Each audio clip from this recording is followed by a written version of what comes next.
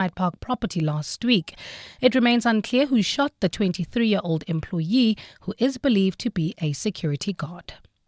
Suspended Deputy National Police Commissioner Shadrack Sibiya is being grilled at the Madlanga Commission of Inquiry, with commissioners saying he has provided conflicting dates about when he first met alleged crime kingpin Vusimuzi Matlala.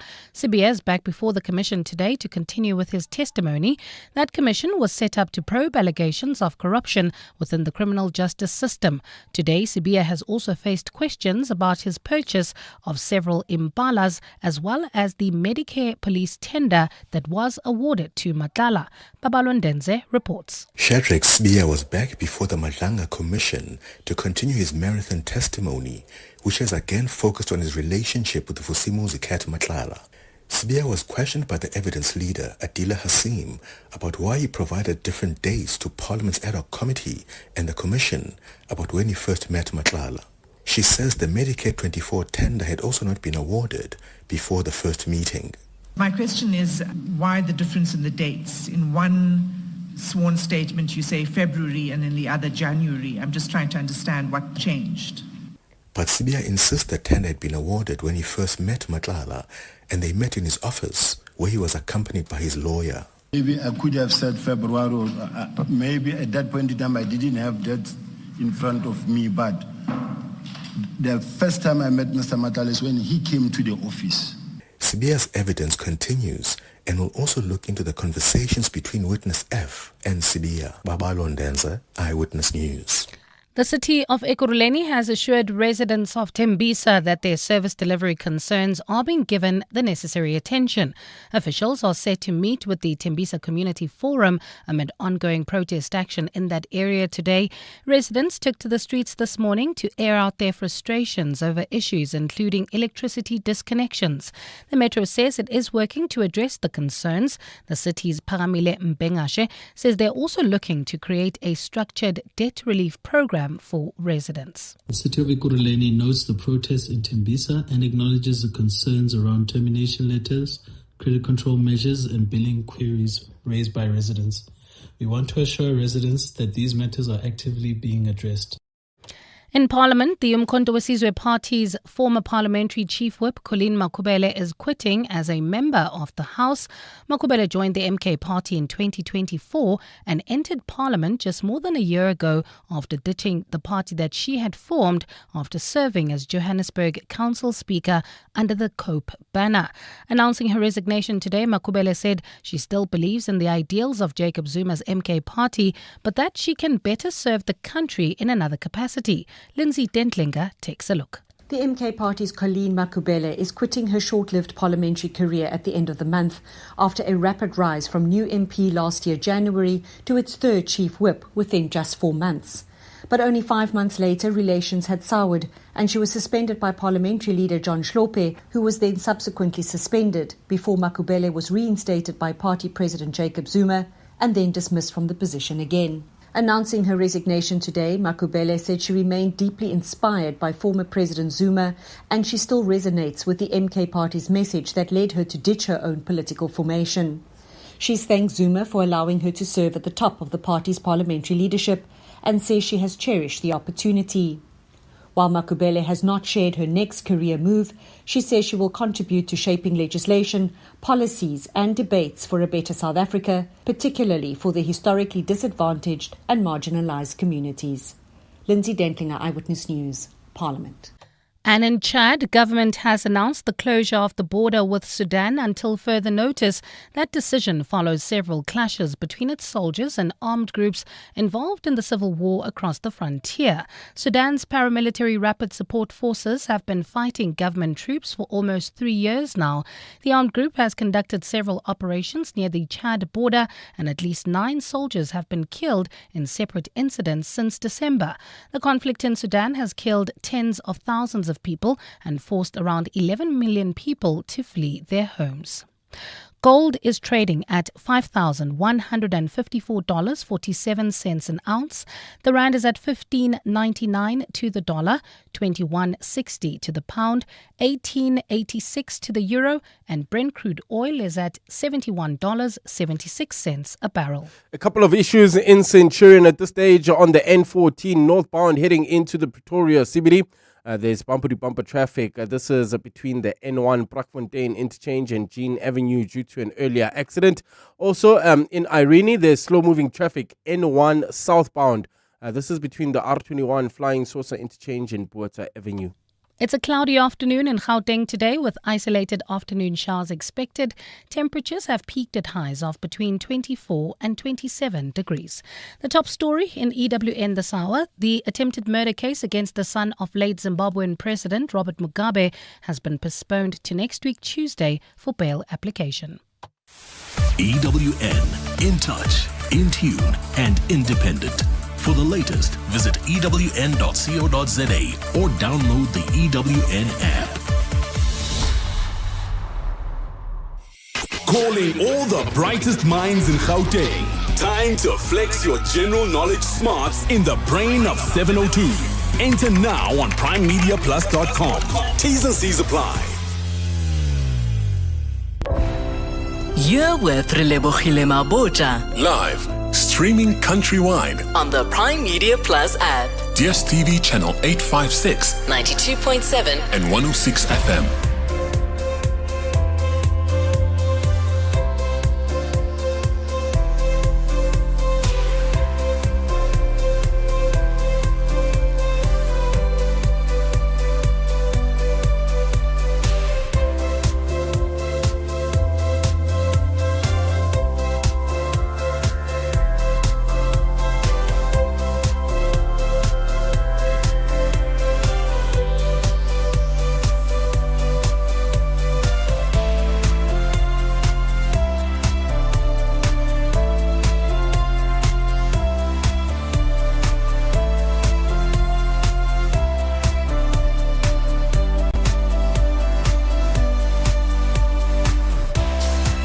8 minutes after 1 o'clock. Welcome to 702 Afternoons with me, Relebogile Mabotja. Happy Monday to all of you. I hope you had a beautiful weekend as we ease into the 23rd of February. We're approaching another month end, which means we can recover from the struggling and cabbage of January. Coming up on the show, I want to find out about the common misconceptions or stereotypes people have about your job compared to reality. So maybe people think that your profession pays a lot of money, but it doesn't.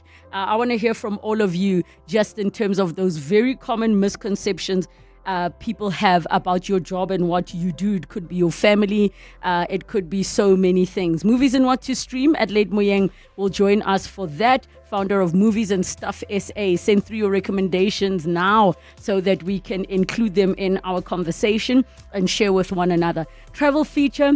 We're talking about trekking Namibia's Fish River Canyon. Guys, I've been told Namibia is absolutely beautiful. I've never been in my life. So let's all tune in for this one. I think it's a trip that will be easy to make happen. And then we will have our parenting and parents feature, reconnecting after becoming parents. So how relationships change after you have a child. Paula Quincy, friend of the show, will join us, relationship and life coach. And then the Naked Scientist, Dr. Chris Smith, comes through to answer all of your science-related questions. Get in touch with us. 011 883 0702 is where you can give us a call. SMS us 31702. Tweet at Relebogile M at Radio 702 using the hashtag 702 Afternoons and the WhatsApp line 072 702 1702.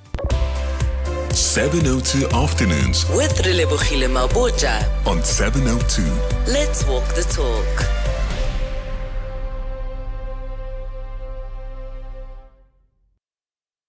Okay, I want to know about the misconceptions people have about your job. I'll give a simple example. I have a friend who at the time was working for the marketing department at the SABC. And wherever he would go to visit like over holidays, there would be a queue of people waiting for him to come fix their TV. he knows nothing about TVs. But if your mother's like, "Ngwanaka o sebetsa SABC, my child's working on the TV," the number of people that needed their TVs fixed. And the misconceptions can be many. It could be around the fact that your job looks glamorous when it is not. It could be around the fact that people think your job is boring, but actually it is quite exciting. And there are so many things that I think maybe the other misconception is sometimes people think certain professions are paid too much, right? People be like, why are advocates so expensive? I want to hear from all of you so we can also clear up the misconceptions about your job. I want to hear from you. 011 883 0702, the WhatsApp line 072 702 702. Also, isn't there a misconception that people who work for government, let's say you met somebody and they said, I work at Home Affairs, would you not automatically assume certain things about them? I think there's a perception that government workers are lazy, don't want to be there, they don't really care, that public service nurses don't care, police officers, that they are all corrupt. Like there's so many misconceptions that people have about people's jobs. You can share what you think about certain jobs and people will clarify, and maybe about your job and what people think it is you do. 011 883 0702, the WhatsApp line 072 702 702. Beverly in Johannesburg. Hi, Beverly. Hi there. How are you? Good, thanks, and you? Good. When I heard the topic of the job misconceptions, I had to jump on the line because I'm an interior designer. Me specifically, I work more in the corporate sector, which is quite different in itself. But I cannot tell you how many people think I'm an interior decorator. And you know what? Sorry to laugh. Maybe because I know the difference. Share with us what the difference is between an interior designer and a decorator. Okay, so it's twofold, my grumpiness. The difference between a decorator and an interior designer, in my opinion, a decorator works with just finishes and selecting furniture and very simple, very surface level, purely aesthetic. What we do as an interior designer is we look at the function, the psychology, the structural, the infrastructure. I deal with aircon, I deal with internet, I deal with fire sprinklers and drywall and bricks and fire evacuation routes and council submissions. It's such an in-depth process, and most people don't understand that when you're dealing with an interior designer, you get a full turnkey experience based on the psychology of who's going to have to occupy the space. So it's a very detailed, and you know what, we studied a damn degree for this stuff. It's not just picking colors. So for you, Beverly, you, for example, will be asking the person, what mood do you want when people come into your lounge? And then you will say, you will know the difference between warm and cool colors, and you will present a mood board. Whereas a decorator walks into an already curated space and puts things where they think they would fit. Correct. So you've got it right in the decorator. You have it 80% right on the design. Yes. But the interior designer will also have a look at, for example, in office spaces, we look at the way a building was meant to be occupied, how you want your visitors to feel, how you want staff to feel, about staff retention, what keeps your staff staying at your company and not moving on. And it's things like air quality, acoustic quality, and believe it or not, coffee quality. But there are so many aspects to creating a space to make people feel the way you intend them to feel when they enter a space, and how you want to keep them there. Okay, thank you for clarifying. And I think it's nice for us to know, Beverly, when in the project process should we start engaging you as an interior decorator? Should I start engaging you when the house is built, or should I say these are the plans and you would give input before the designer of the house is done? Absolutely. The earlier the better, because interior designers will have a good point of view when it comes to the layout of certain rooms and bathrooms and kitchens and things like that. That would make it far more practical and sort of more purpose-built and fit for purpose down the line. which if you inherit a space, you then have to work with what you've been given. But if an interior designer can get involved, they can actually help place windows and place infrastructure with the long-term picture in mind, so that there's a cohesiveness down the line. Thank you for telling us, because I do think people don't have an appreciation for the work that you do in terms of the fact that you studied and the things that you studied. So Beverly saying, guys, I'm not a decorator, I'm an interior designer. There's a difference. Byron in Relebogile. Hi, Byron. Hi, how are you doing? Good, thanks, and you? I'm great, thank you. So, what do you do? I'm a writer for television. Yes? For example, I write for Generations on SABC. Okay. Yeah, and our misconception is always, well, it's something that just happens a lot, especially in the age of social media. Every time a story is going well, then it's great. The actors are brilliant, and that's all you'll hear on social media, how brilliant the actors are. When things go wrong, it's the story's fault. Isn't that like soccer? That when the players win, they're great, but when they lose, the coach must be fired. The manager gets fired. Yes, exactly. Always the blame, never the credit. It honestly drives me crazy. Can you share with us so we know, because in the writing department, we're getting a bit of feedback, Byron, is your radio on? Oh, now we lost Byron trying to turn that off. But I wanted him to clarify there are different writing jobs that you can have in television. So you get the ones that are storyliners. You're the one who will say this character needs to go through this type of story arc and emotional beat to build up to this. You get the ones that write the actual dialogue. You have the head of the department. Okay, let's go to Gilefang in Midrand. Hi. Hi, Relebogile. My name is Gilefang Mofokeng, and I'm a food by profession. Oh, food technologist. You sound so fancy and educated. So just to sort of break it down a little bit, yes. Right, because I've encountered that a lot of people don't really know exactly what food technology is. So what it is that it's the study of the sciences that are applicable to food, right? So that, microbiology, because if you're going to work in quality assurance and you land up working in the lab where you have to sort of analyze, the microbiological aspect of a product because before it goes onto shelf, right? Yes. But that's just one branch. And then there's the new product development where we actually gather and we come up with all these ideas about what interesting concepts we can come up with that could eventually land up as something that's a new product that you find at retail, in retail spaces. Then there's also the legislation aspect where, one has to be well versed in terms of what it is that regulations say you can do or you can't, and the levels of certain ingredients that are permitted, right?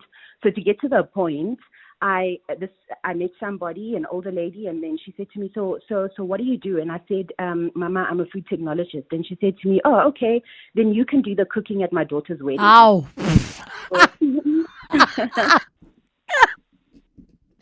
Oh my gosh. But in some ways, I feel like it's beautiful that people are starting to learn that there are other spaces, because I'm pretty sure if you said anything around food, even if you said you're a food scientist, they would say, come cater my daughter's wedding. That is so brilliant. Can I ask, in your field, I mean, how many are there many young black women that you do what you do? You know what? I'm starting to realize that there are the number is growing a little bit, but I do think that there is a little bit more education that should actually be done. And I think probably at about high school level, around about when they get to choose their subjects, and at matric level as well. It really is an interesting field. Listen, ma'am, I'm busy telling my producer of air, I need this woman to come to a masterclass with us to explain what food technology is all about. Please stay on the line. Come and talk to us about what it is you do. It's absolutely fascinating. Gayton in Sandton, are you the minister? Never. But what do you do for a living, Gayton? When I'm in sport management and you see, administration, it's the minister. I worked with you at one stage with the Gauteng Sport Awards. Oh my gosh! Yes, the one that took place in in the West Rand. Oh my gosh. That is Anyway, so great. How's your cat dog doing? Listen, my cat dog is driving me nuts. Just for context to everybody, I posted a video online of the new puppy climbing over my shoulders like she's a cat. So that's where that comes from. If you want to see it, it's on my TikTok. So Gayton, what do people think you do? Or what misconceptions do they have? Look, first of all, I'm in sport management and administration. So people think I earn the big bucks, I wish. That's the first thing. Secondly, the minute they hear sports management, hey, do you have tickets for the games? When I want to go to the Pirates game, I want to go to the rugby, I want to go to the cricket. Guys, I don't do that. I don't do that. That's not my job. That you got to go and have a look at the stadium people or the federations that are selling these things. I don't get involved in those things. Maar make a plan. Gayton, make a plan, man. I've been your friend, man. Ngifake. Especially for Saturday's game. I've got so many calls already for Saturday's game. It's crazy. You must block them, Gayton. Or just say yes, your tickets will be at the front. And when they get there, there's no tickets. You'll say, I tried to tell you. Yeah. Gayton, thank you so much. It's so weird. I have to call him Gayton, not Mackenzie, so that it's clarifying because he's also in sport. Okay, we got Byron back on the line. Byron, we lost you there briefly. So what I was saying or asking is, can you explain to us, are you a script writer? Are you a storyliner? And just tell us what is you actually do. I'm both. I'm a script writer and a storyliner. And so, what does that mean? Storyliners are a team that we develop the entire story as a whole before it even gets to a script writer. Yes. So we'll say something. Just for an example, I'll use famous generations characters. Tao and Karabo are going to get married. Yes. And Jack will interrupt the wedding by shooting Tao and killing him. That would be a storyline. And then it will go to the individual scriptwriter who will then write that wedding episode. I have to be honest, Byron, you have one of the coolest jobs in the world, but obviously... I'm not denying that. I love my job. I do. You love your job. I get to make up stories and lie for a living. Yes. What's your favorite storyline that you've ever written? That I've ever written? Ever. No, there's a couple. Years ago, writing Jack Mabaso killing his mother. I know that sounds like a heavy thing. That was your idea, Byron. Dark. It was dark. It was twisted. Yeah, it was a lot of fun. And then one last question. What are the things that maybe people don't know you have to think about? Because it's not like you just saying, what if blah, blah, blah. You also got to think about character development. You got to think about all of those things. You brought up something very interesting that a lot of people don't take into account, which is budgets and sets. We don't have a budget to go outside and shoot outside of a studio. Yeah. So people always be like, but no, you're in Joburg. Why didn't we see Joburg? The amount of money it costs to take a crew and go outside and shoot there versus what we can do in studio is a huge thing. And writers have to think about that. I can't just write something. I have to think, which set is it? How many characters are in there? How many extras? All of that goes through your mind before you ever put a word down on a page. And then, of course, it's complicated. If you write there, Jack breaks the glass table, then the art department sends a quote. They need to get a glass table and break it, and then they need a special emergency paramedic on board in case somebody hurts themselves when the glass gets broken, so there's a safety officer. It's a lot. I absolutely love it. Thank you so much for sharing, Byron from Relebogile. Storylining, I have to be honest, I think is one of the best jobs in the world. You get to see this vision of yours come to life. Let's go to some of your voice notes on 072-702-1702. Hi, Relebogile. Great show as always. I'm a stay-at-home mom. And once you tell people that, hey, I'm a stay-at-home mom, they think that, oh my word, so all you do, like, they see it as luxury. Okay, I would say it's a privilege, yes, well, to a certain extent. But people tend to think that all I do is probably just take the kids to school, go to gym. And I'm like, hey, listen, I do everything. I don't have a day off. I don't have a sick day. Like, I do everything. There's nothing glamorous about being a stay-at-home mom. Yes, the privilege is there, but there is no glamour in it. Absolutely no glamour. So, yeah. Hi, Relebogile. I work for a bank. Bank is huge with I don't know how many departments. Every time someone will ask me, okay, how does this investment pay interest rates? How does this? I'm like, I don't know. Just go to the website like everyone else. Yeah, when you say you work for the bank now, okay, I went to this branch, the ATM doesn't work. No, I don't specialize in that. Just go to customer service like everyone else. Hi, Relebogile. The misconceptions that people had about my job was I was a makeup artist for TV commercials and music videos and bits in feature films. But they would say to me, how many commercials do you make in a day? And it's like, I'm thinking, it can take 2, 3, sometimes a week to shoot a commercial, depending on what you're doing. But, they see something that's 30 seconds, 90 seconds on TV, and they seem to think that that's how quickly they're made. Sorry from How to Be a Sport. I'm an ANC member, and I'm also pushing a small company, construction company. People, they always look at me like, uja the tender to ANC.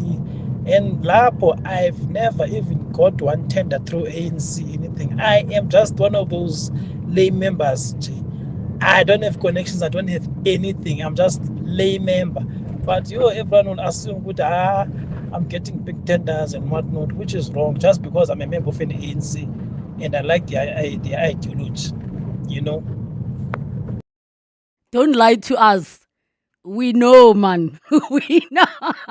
I can so believe, especially because, obviously outside of the GNU, they've been the governing party for so long. So the assumption would be that you get business regularly. We've got some of your messages coming through. Relebogile Anonymous here. My man that I met in 2018 told me straight, if I worked for government, he wouldn't date me. Those people are useless. Thanks God I was working for Anglo American and worked for Wits University. I didn't know where we work has an impact on dating. I mean, I get it.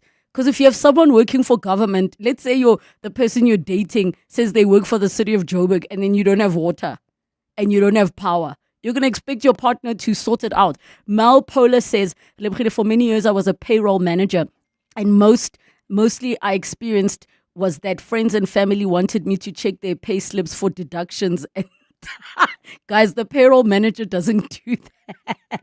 Lebogile, I'm in business aviation. We manage clients' private jets, and all my family and friends believe that I get paid very well and don't understand why I fly commercial airlines when going on holiday. I also drive a Hyundai, and that confuses them even further. Hello, anybody says jet, you sound rich already. Plus, are you giving us a lift to Durban or what? Like, I also have that expectation. More of your voice notes on 072 702 1702. Hi, Relebogile. Selena here. So, I'm a journalist by profession. The one biggest, most tiring, exhausting misconception about the work that I do. I talk to people and people will go like, oh, so we can't talk around you because just now my issues will be on radio or on TV. No, that's not how it works. That's not how it works. Guys, I'm laughing because my mom tells everybody, don't tell Relebogile anything. She's going to talk about you on radio. But in fairness, I do talk about them. Yeah. I just maybe won't say the name if it's like embarrassing or whatever. Yeah, I also tell people, what do you do? I work in media. Oh, I shouldn't say anything. I shouldn't disclose. Guys, it's not like I'm going to blabber about your live radio. Just say to them, don't worry, there's nothing about you that's interesting. that anyone would want to hear. I think I'll use that line. But guys, coming up, we've got money to give away, the Mahindra Fusion Fest quiz. It's happening all week again. So to enter, WhatsApp the keyword Mahindra to 072 702 1702 with your name and ID number. We could be calling you back to play for up to 10,000 Rand cash and 2 tickets to the fest on 702. T's and C's apply. It's 1:30 time for your latest eyewitness news headlines. Do your friends and family think you're going to talk about them on radio? Good afternoon. All the damn time. As if there's not enough happening in the country. You know, already. I mean, there's I don't 7 get it. million commissions and court cases. Why would we talk about the fact that you are wearing your pajamas at 1 in the day? Or that you're repeating the outfit that we saw you in last week. I mean, honestly, you have a washing machine. It's none of my business. Good afternoon, Mbali. Thanks, Relebogile. A very good afternoon. Suspended Deputy National Police Commissioner Shadrack Sibiya has rejected a recording played out at the Madlanga Commission of Inquiry today. Sibiya was confronted with a recording of suspected crime kingpin Vusimuzi Matlala claiming he gave him impalas. Sibiya says he rejects the recording until an expert can prove it's not manipulated. Sibiya is back before the Madlanga Commission of Inquiry today to continue his testimony for a 4th day. Investigations into the attempted murder case involving Robert Mugabe's youngest son are ongoing. Bellarmine Mugabe and his co-accused Tobias Matonze appeared briefly in the Alexandra Magistrates Court today. The pair are facing several charges related to the shooting of an employee at the Mugabe's plush residence in Hyde Park last week. And the case against suspects accused of the murder of e-hailing driver Isaac Satlat has been postponed to March. This after accused number 1, Digele Dimpela, was not brought to court from the Artridgeville prison today. According to documents from Correctional Services, Mpela is only scheduled to appear in court in March instead of today, despite that matter set down for today in the Pretoria Magistrates Court. Well, those are the headlines. This EWN and more at 2 or as it happens. EWN Traffic.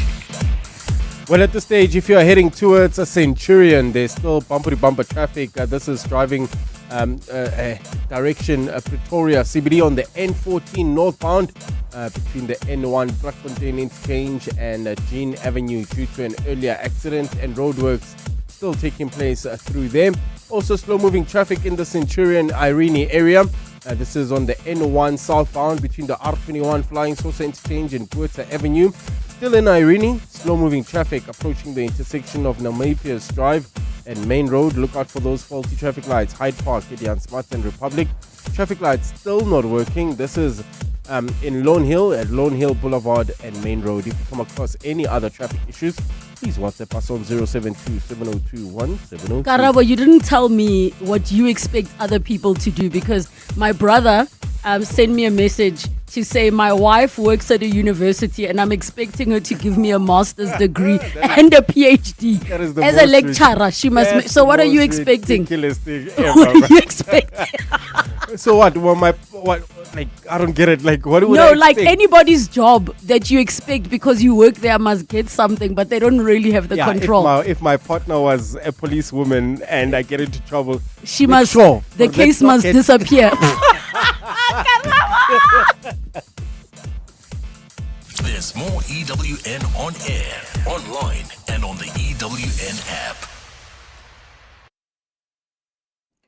This is a message from Johannesburg Water. Water infrastructure vandalism has tragic and dangerous consequences. The theft of manhole covers can result in fatalities, especially among children. Each damaged pipe, illegal hookup, or vandalized pump jeopardizes access to clean water, disrupts service, and threatens public safety. Report suspicious activity to the City of Johannesburg at 0800 002 587. Help combat water infrastructure vandalism. Your alertness can prevent disasters. Johannesburg Water, a water utility that cares. Sorry I'm late, Sevi. Had to fetch my lucky putter. No worries. Let's go. We're teeing off in an hour. Great. We're taking your car. Can't. It's already taken. What do you mean taken? It was right here when I left a few minutes ago. I sold it to Weeba Cars and made a whole lot of green.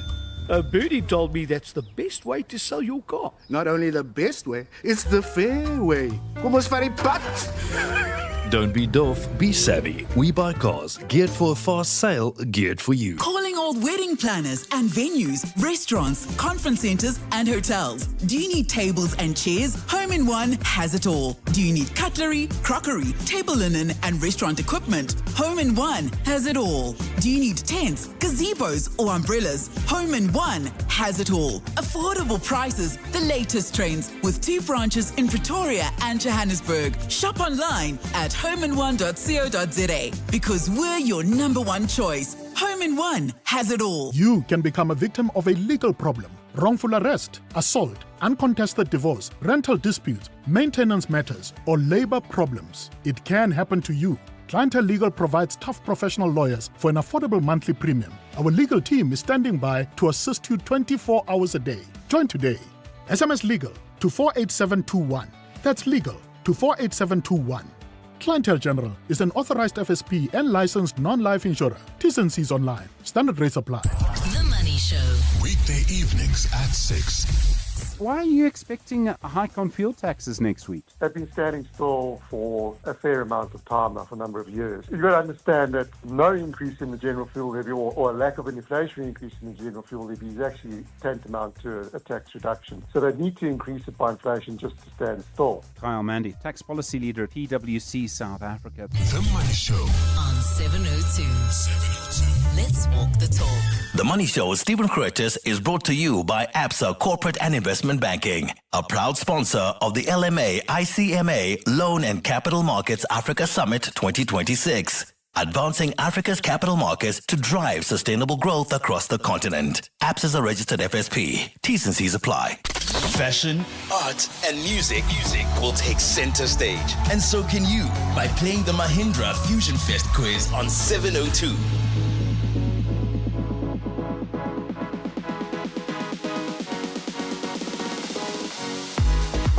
The Mahindra Fusion Fest 2026 goes down on Saturday, the 7th of March at Sunbet Arena, and it's going to be a cultural revolution fusing unique expressions of music, fashion and art into one-off performances for one night only. Muesli is hosting with live performances by Daliwonga, Focalistic, Kurt, Darren, Claire Johnston from Mango Groove, Zingumalo, the Tony Gospel Choir and more. Get your tickets now at Ticketmaster, complete a test drive at your nearest Mahindra showroom and stand a chance to win the Mahindra XUV 3XO. T's and C's apply. So we asked of all of you, send through the word Mahindra, your name and your ID number. And guess who we called? Newa Mofokeng from Relebogile. How are you feeling, Newa? I'm alright. Oh, can you speak into your phone, Newa? We can't hear you at all. Yeah, I can hear you. There we go now. All right. Which category are you choosing between art, fashion, and music? Music. You sound confident, hey? Have you got this now?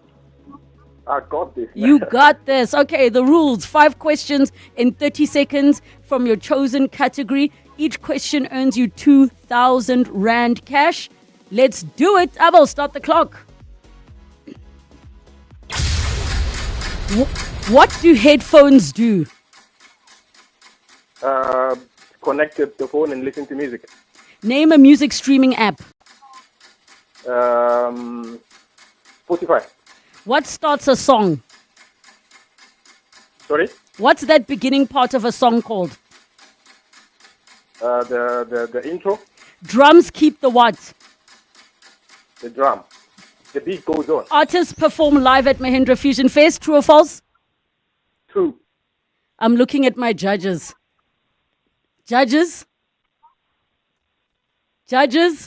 Okay, the verdict is in. Noah, how do you think you did? I think I got 8.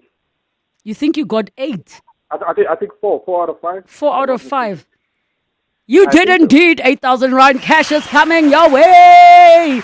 Noah, congratulations. You win that plus 2 tickets to the Mahindra Fusion Fest 2026 powered by 702. What are you spending the money on? I didn't get my girlfriend anything this Valentine's Day. So You gonna make up? I'm gonna make the tickets. I can't wait to see my physical live on stage. I love it. Stay on the line so we can take your details. Congratulations. Catch us tomorrow again for another chance to play the Mahindra Fusion Fest quiz on 702. 702 Movies. Movies and what to stream time at 20 minutes to 2 o'clock. We're joined by Adelaide Moyeng, who is the founder of Movies and Stuff SA. Get in touch with your recommendations, 011 883 0702 and the WhatsApp line 072 702 1702. Happy Monday, Adelaide. How are you doing? Hi, how are you? I'm awesome. It's a good day. It's a good Monday. It definitely is. So let's jump straight into it. Yeah. So we're starting off with a lovely local reality TV show that I'm sure everybody has heard of, but I need to make sure that we're all on board and we're supporting local content. The wonderful MasterChef South Africa is back for season 6, as we all know. I think it's the one show as a nation. I know we all love to cook, and it's one of the shows that I really feel like actually gives real contestants an opportunity. They are all obviously fighting for that 1 million rand prize. And yeah, it's a really lovely show. It's actually, it started yesterday. It airs on Sundays at 6 p.m. and it launched on ETV. And it's also free for those who don't have ETV as well. You can actually download the EVOD catch-up, and you'll be able to also stream the show for free for those who have issues, because I don't know, everyone has different connectivities when it comes to their TVs and shows.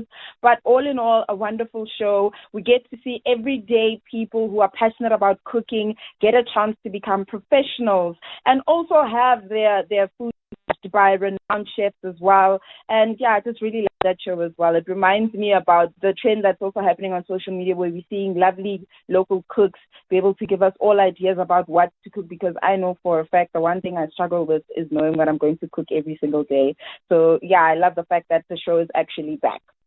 And of course, if you want to catch up and get to know more of our one judge, Katlego Mlambo, we had him on the upside of failure. Go to primemediaplus.com and we chat about food. You also have Zola Nene and Justine Drake. So make sure you guys tune in to MasterChef South Africa in its new home on ETV. Back for its 6th season.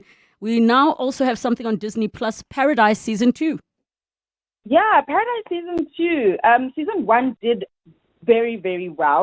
It is a political sci-fi thriller, and it is a slow burn. I have to give people that warning. The first, I think, 2 episodes, you're like, hey, boy, what's going on? When is this going to pick up? But it is starring and it's led by Sterling K. Brown, who I absolutely love. We know him from the show This Is Us. We know him from Black Panther. We know him from Honk for Jesus as well. Very funny movie if you want to see him on a comical side as well. And he's also co-starring with James Mardine, who we know from Westworld, X-Men movies, Sonic the Hedgehog. The first season was full of plots, right? And so, without giving too much away, season 1, essentially, what was happening is that James actually is the president of America, and Sterling K. Brown is his bodyguard. And in those few hours, in the first few episodes, you realize that there is a mega disaster that is happening. And it does also have like a very post-apocalyptic dystopian theme around it. And so, essentially, there's only a few people in America that will survive this horrible catastrophic event that's happening. They go somewhere where it's basically a bunker, and they start a new, I wouldn't say civilization, that's a bit much, but I'd say just they basically try to save as many people. Yeah, it's a community. They try to save as many people as they can and start over. But in them doing this, they discover that there's a bit more to these events than they know. And so in season 2, it's a continuation which picks up 6 months after the events of season 1. And that's when you start understanding that this so-called apocalyptic event is not what it actually seemed. And so from there, things just get very, very hectic as well, because in season 1, a lot of the characters have built relationships with each other where they're obviously trying to get through this horrific and traumatic event. But in season 2, it gets a little hectic, and yeah, but so far so good. Season 1 got amazing, stellar reviews. The performances from Sterling K. Brown, I really think he's in his bag with this one. You know, in This Is Us, you do see him tap seriously into his emotional capabilities, but here, I feel like he's a proper action star as well in this political show in Paradise Season 2. All right, then we have Reality Check America's Next Top Model. I am waiting, Adelaide, for when my son is asleep, there's popcorn and wine to watch because I was such a big fan of America's Next Top Model. Same. I grew up on it. I learned how to walk in heels from a matric dance watching America's Next Top Model. And I must say, this documentary is a shocker. You will definitely enjoy it, especially if you are a fan of America's Next Top Model. And we do have a lot of stories from the models themselves in the documentary that actually give us an idea of what happened to them during the show, after the show. I think a lot of us always wondered what happened to those models that competed on the shows that maybe got cut very early. And the documentary is based on the reality TV show America's Next Top Model, which was hosted by Tyra Banks. And so essentially in that show, she would pick all kinds of models from all over America to pick that specific season's top model, and they would end up going to get a contract with a modeling agency. Well, that's what we thought. In this documentary, you end up finding out a lot of scandals, a lot of behind-the-scenes details that are just so shocking. I don't even want to give it away, but it is a 3-parter. So if you can just spare yourself 3 hours, you can literally be done in one night. It is so good, so interesting. The only person that isn't in the documentary that I was disappointed to not see was Janice Dixon, who was one of the judges. She was a very harsh judge, and I really wanted to hear from her to see or view the documentary through her eyes. But apparently, and this is extra information that I got as well just researching, she couldn't be in this documentary because she is reportedly in the next documentary series, which is called Dirty Rock Scandals, and that's premiering sometime in March. And so I think she's going to give her perspective as a judge on America's Next Top Model in that documentary, hence why she didn't participate in this one. But it's such a good docu. The scandals are shocking. Like, it's a good thing you're waiting for your son to sleep because it's not things that you can watch with children. It's very shocking. But isn't it also just scary how back then the things that were happening were very much okay in entertainment, and because now I hate to use the word woke because of course it has so many negative connotations, but we are more woke and aware of the fact that actually that was body shaming, or this was this and this was this. And I think there are many reality shows, like look at TLC. They are doing some weird, unethical things that are going to be problematic. Well, some of them are already problematic as it is. But let's move on to the next one. Yes. I just wanted to say that it's actually on Netflix. I forgot. I hope I made sure to just tell people that it's on Netflix for those who are interested in viewing it. Oh, your network is going very wonky there, Adelaide. I didn't hear a word you said. Can you just move around? Let's try that again. Can you hear me now? Much better. Yes, go ahead. Okay. Yeah, hey, network. But yes, I was just saying that it's actually on Netflix, and it's been out since last week, and it's just doing really, really well. So people should get into that documentary if you are interested in watching a really interesting, scandalous documentary. Oh, all right. Let's move on to the drama of the BAFTAs. Give us the lowdown, ma'am, and I'll tell you exactly what I think. Okay. I honestly think the BAFTAs is an indication of what will happen at the Oscars. Now, I'm not saying that I will be right, but I will make sure to remind you of everything that I'm saying today. Some of the wins that were there, I think, are going to cause a stir, but we also need to remember the BAFTAs are the British Academy. So I think with a lot of the wins that were there, they obviously are going to be leaning a little bit more towards British films and British actors. And so we really can't be upset with that narrative because, again, it is the British Academy Awards for them. But some of the films that have won, and obviously I honestly think that they will also still win at the Oscars. Best film was actually won by One Battle After Another, which, I mean, I can't fault them. As well as obviously the one that I love in terms of who won last night, Wumani Musaku winning for Sinners as a Best Supporting Actress. very well deserved. I feel like in Sinners as well, I mean, they deserve all the awards that they're going to get, but she really did carry that movie and gave us such a different perspective. For those who haven't watched Sinners, I implore you, I'm begging you to please go to your nearest cinema, because they are actually re-releasing it in cinemas as we speak. So you can actually go and watch it on Half Price Tuesdays or Half Price Wednesdays, but the hype is real. Honestly, it's such a great movie.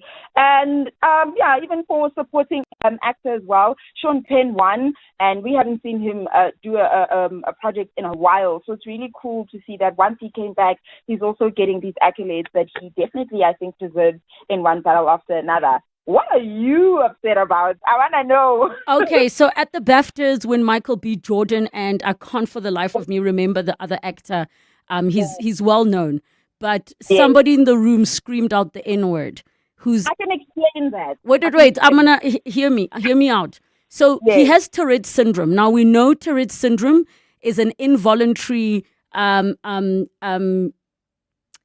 if I'm to call it that, where a person will hurl profanities. Now I have seen people with Tourette's syndromes for many years. They will only blurt out things that live in their vocabulary. So for me personally, why was that word in your vocabulary comfortably so? It's a good question, and some people even ask why they put him there, knowing that he has Tourette's, because at any point he will say whatever he's going Remember, to say. he had a film on that was raising awareness, but so that's why he was there. But my thing is, you can have an ailment, but blaming your medical condition on being racist is not the one. I realize I'm running late. Adelaide Moyeng, thank you so much for your time. The other actor on stage with Michael B. Jordan was Dalro Lindo. You're able to go online to see the moment and how it was handled. Bongani Bingwa, 702 Breakfast. Weekday mornings, 6 to 9. 17 South Africans say they were lured under false pretenses to go and fight for Russia in Ukraine. But much of the anger for their families has been directed at Duduzile Zuma Sambudla, the founder of the Mkhonto weSizwe Party, Jabulani Khumalo, who has an insider's view on this story. What were they promised? What were they told? They were promised that they were going to be trained as a bodyguard for the leadership of MK. The truth was that they were being sold. How much? There are two amounts that we have encountered. The first one was 14 million. The second one was 34 million. Have the Zumas helped them at all? I don't even want to talk about that surname of that man that is called the ex-president of our country. Bongani Bingwa, 6 to 9. On 702.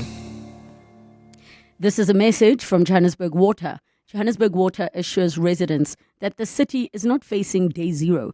Current water challenges in parts of Joburg are infrastructure related, not a system collapse. To strengthen supply, the city is implementing major upgrades, including the Errant Tower and Carlswold Reservoir in Midrand. The new Brixton Reservoir and Tower supplying Malville, Emerentia, Westdean and Coronationville, and the Jabulani Reservoir in Soweto. The city thanks residents who have embraced water-saving efforts. Johannesburg Water, a water utility that cares.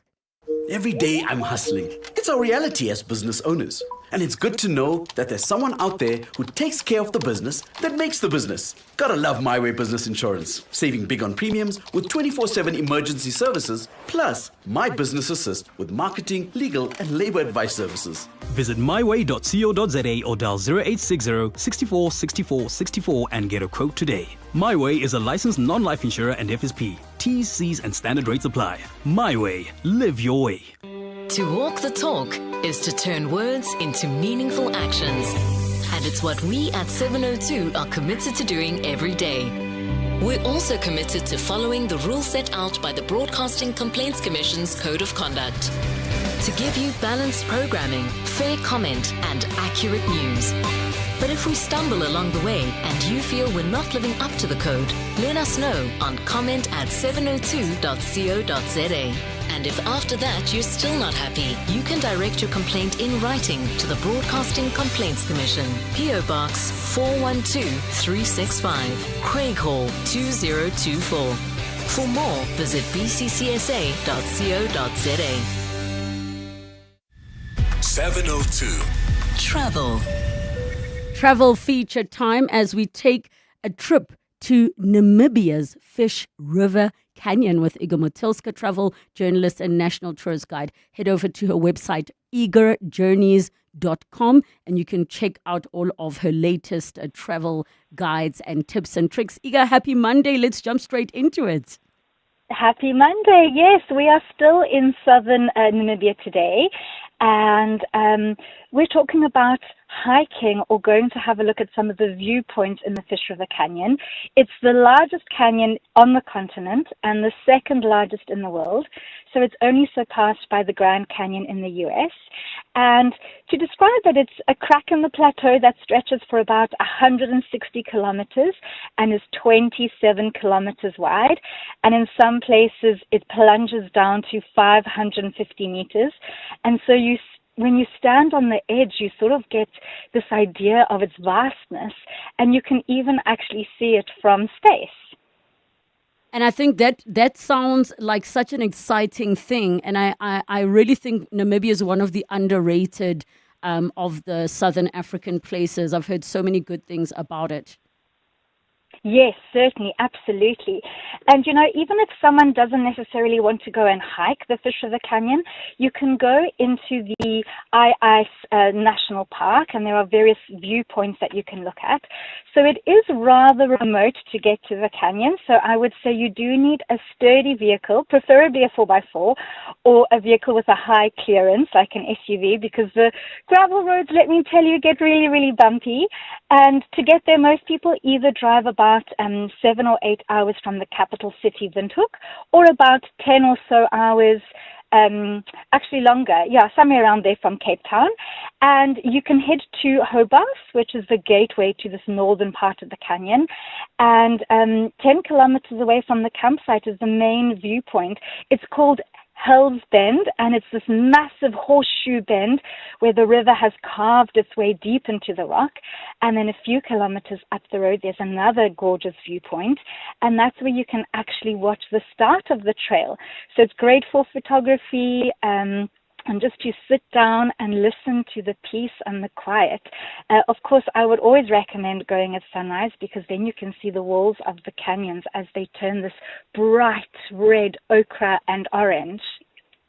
Okay, now if they decide, just in terms of costs for this type of experience, what are we looking at? Yes, so you do have to book months in advance, because you can only hike between the 1st of May and the 15th of September. Outside of that time, the heat is absolutely really difficult to bear. I mean, imagine this. Sometimes temperatures can be up to like in the mid to late 40s. So it's a 5-day, 86-kilometer wilderness trek, and there aren't any facilities there. So don't expect toilets and taps and huts. You literally have to carry everything that you need in order to survive on your back. And you do have to book a few months in advance, and only 30 people are allowed to do the trek at the start every single day. It's really affordable from that sense, in that it's going to cost you about 500 Rand or Namibian dollars. Of course, you'll know that they are 1-to-1. And of course, your daily park fees. So your daily park fee for a SADC national from South Africa is 100 Rand per day and 50 Rand for your vehicle to be parked there. So it is one of those hikes that, especially for South Africans and Africans, is really, really doable. Okay, and then what do people need to know just in terms of prior to heading over there? Yeah, you definitely need a medical form signed by a doctor to show that you are fit and able. It shouldn't be dated more than 40 days. So unfortunately, if you don't have it, you can't do that. You can't hike it, and you need at least 3 people, because of course if one person gets injured, then one person can stay with them and a third one can go for help. There are only 2 emergency exits along the trail, and children under 12 are not allowed. And of course you have to carry absolutely everything, so I would recommend that your pack should probably be between 12 to 15 kilograms or so. And anything and everything that you bring out, you of course need to bring out again, so even your trash. I would recommend sticking to lightweight, dehydrated meals. Of course, don't wear brand new shoes. It's always better to have shoes that you've already broken into, especially for the bolder So, section. Iga, just also because we're running out of time and I know you've got a tour shortly. The water, there are no taps, but you can actually drink from the river and so many more other things. Head over to eagerjourneys.com. Thank you, Iga. Meetings Africa is celebrating 20 years in 2026. Over the years, Meetings Africa has connected Africa to the world through a consistent showcase of Africa's diverse offering of services and products in the meetings, incentives, conferences, and exhibition sector. Join us at the Sandton Convention Center from the 23rd to 25th February 2026. Register at www.meetingsafrica.co.za. Brought to you by South African Tourism. This is financial year end. This is financial year end supercharged with the help of Zero Small Business Accounting Software. This is you talking to your accountant or bookkeeper. This is you talking to your accountant or bookkeeper with the help of Zero Small Business Accounting Software. So supercharge your business with the help of Zero and blast past financial year-end stress. Try Zero free for 30 days. Terms apply. Search Zero with an X. To live wealthier, you need to be able to grow your assets. At Standard Bank Private, you get a team of internationally acclaimed financial experts to advise you on local and global investment strategies. Plus, being with a leader in home loans, you can start expanding your property portfolio. So, come live wealthier with Africa's best private bank. Apply online at standardbank.co.za. Standard Bank is an authorized FSP and registered credit provider. T's and C's apply. This is EWN. Good afternoon. I'm Bali Dlamini. Suspended Deputy National Police Commissioner Shadrack Sibiya has rejected a recording played out at the Madlanga Commission of Inquiry today. Sibiya was confronted with a recording of suspected crime kingpin Vusimuzi Kat Matlala claiming he gave him impalas. Sibiya is back before the Madlanga Commission today to continue with his testimony. He has denied allegations of agreeing to or receiving impalas from Matlala. This is despite WhatsApp evidence showing his residential PIN location was shared for a planned delivery. Sibiya says he rejects the recording until an expert can prove it has not been manipulated. I'm very worried about the evidence leader because she selectively chooses portions that she thinks could only address what she wants to achieve, but also deliberately choosing to ignore the fact that Mr. Matlala raised an issue and said, I have a problem with this recording. This is not my voice. It was AI generated. That's the first point. Bellarmine Mugabe, son of former President Robert Mugabe, the former president of Zimbabwe, and his co-accused Tobias Matonze will remain in custody as investigations into their attempted murder charge continue.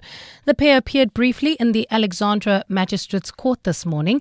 They are facing several charges related to the shooting of an employee at the Mugabe residence in Hyde Park last week.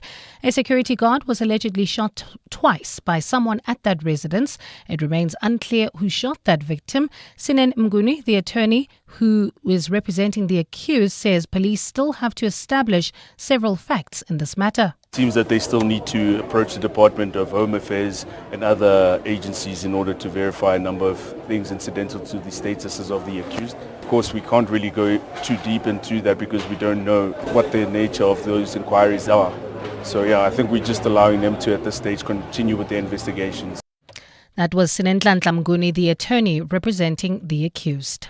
Staying in the courts, the case against suspects accused of the murder of e-hailing driver Isaac Satlat has been postponed to March. This after accused number 1, Dikeledi Mpela, was not brought to court from the Artridgeville prison today.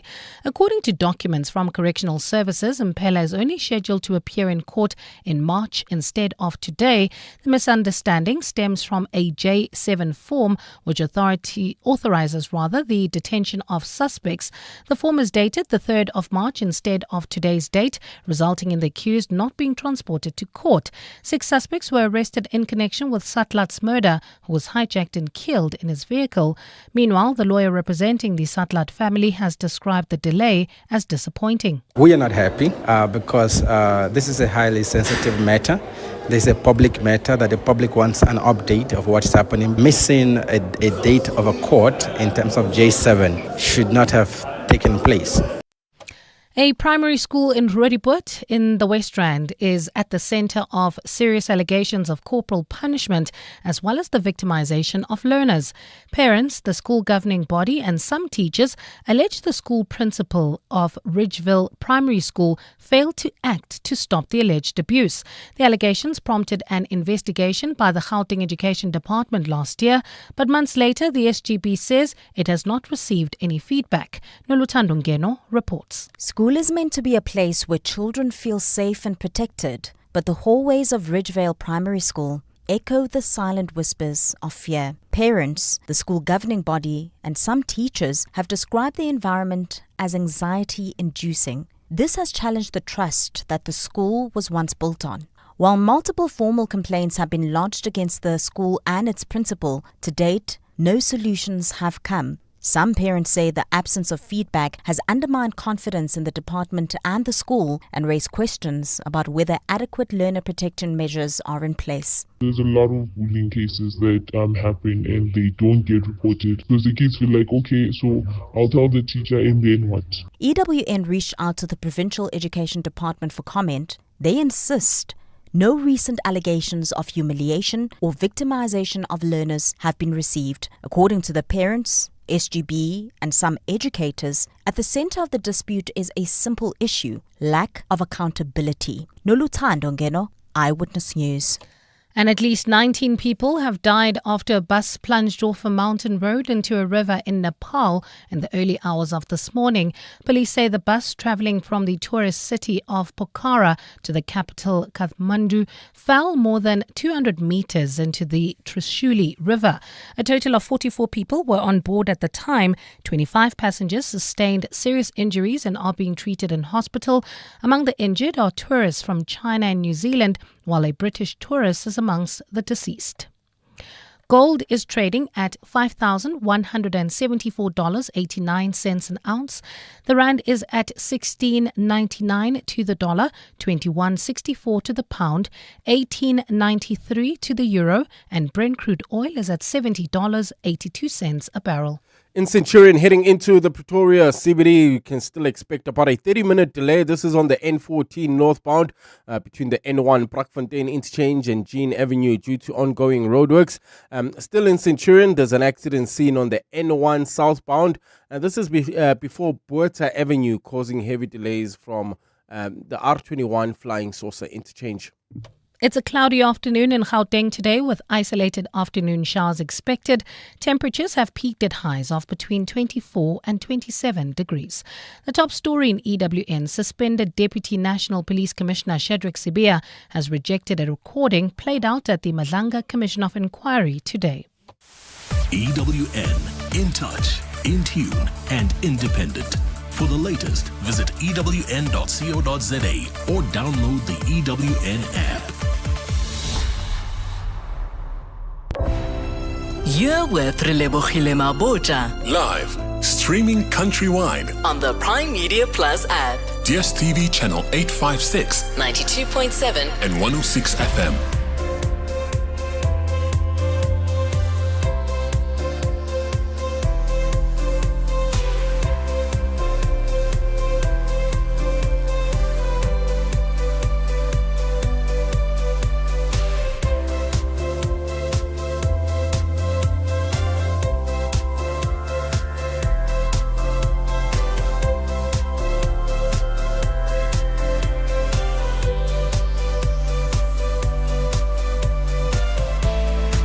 Eight minutes after 2 o'clock, it's the second and final hour of 702 Afternoons with me, Relebogile Mabotja. Now, we are going to be jumping in this hour into our Parenting and Parents feature and the Naked Scientist with Dr. Chris Smith. But I quickly want to read you some messages around what we were talking about earlier, about the job that you do and the misconceptions. This one says, They say we don't want to work when we say the system is offline. Also that we are all corrupt and all of us got the job through nepotism. Guess the job. Government worker. Another one says, I work night shift in a call center for an insurance company in the accident and emergency division. So when people have been in an accident or a breakdown or had a flood or fire or any claimable event, they call me. I have to find assistance at example 2 a.m. when people are at their most vulnerable and hysterical. It is a skilled and stressful job. People think I just do quotes or talk about their policy deductibles. They have no idea how important and stressful my job is actually. That's Joni on Facebook. Another one says, Kuto says, because I'm an accountant, people expect that I should know every legislation there is to know about tax law. How? But you don't. Why though? We all expect it from you. So thank you so much for all of those messages. One more says, I'm working at a plant and people think I sell cars. Guys, we really need to learn more about people's jobs. Get in touch with us. 011 883 0702. SMS us 31702. Tweet at Relebogile M at Radio 702 using the hashtag 702 afternoons and the WhatsApp line 072 702 1702. Parenting and Parents on 702. Parenting and parents time. And I would love to hear from all of the parents that can speak on their experiences of how their relationship changed after becoming parents, the relationship with one another. And it can be a very tough experience. I mean, it's not uncommon to hear of couples breaking up not long after having a child together. Joining us for this conversation is Paula Quincy, friend to the show, relationship and life coach. Your questions on 011 883 0702 and the WhatsApp line 072 702 1702. And Paula, I have not spoken to you all year, so I get to say Happy New Year. Happy New Year. Good to be back with you again. So let's kick off with why parents would need to be intentional about reconnecting, because from the outside, it can look like this beautiful experience. I mean, people have an idea in their minds that having a baby will bring them together. Can you share the realities before we talk about what couples can do about it? I mean, it's normal to expect or experience your relationship to have shifted or changed or evolved, because before baby came along, you focused your attention on each other and on your relationship, and you had a lot more time for each other and your relationship. But now that babies come along, your focus and attention goes onto this little human being that is dependent on you as parents. And that's where your attention and your energy goes. And particularly the early years where, you're trying to settle down into a routine, you're sleep deprived, your energy levels are on an all-time low because you're juggling so much between parenthood and work and the day-to-day stresses of life, that you actually very rarely have much time or energy or even are able to make an effort for each other when it comes to your relationship. Okay, so because obviously we know that having a baby can, in couples, also bring out whatever unresolved issues are between individuals, because it is quite a stressful time and a brand new experience for this couple. And let's assume it's not even the first child. Maybe it is the first time you're parents to 3. So you'd still need to relook the changing dynamics. What are some of the common complaints that you hear couples share outside of we don't have enough time alone? Some of the common ones that come up is around different parenting styles. We grew up with different parenting styles from our parents. We've had different experiences, and we naturally parent the way that we were parented. So here you have a couple that has potentially had different parenting exposures, and therefore they have different parenting styles. And often this can cause conflict when it comes to a couple.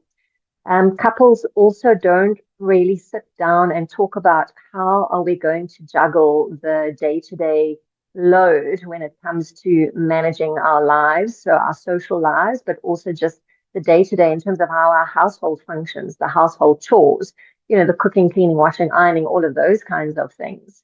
And if there are more than one child involved, it's how are we juggling these different schedules between our kids, the different school activities, hobbies, expectations, those kinds of things. And that can cause conflict.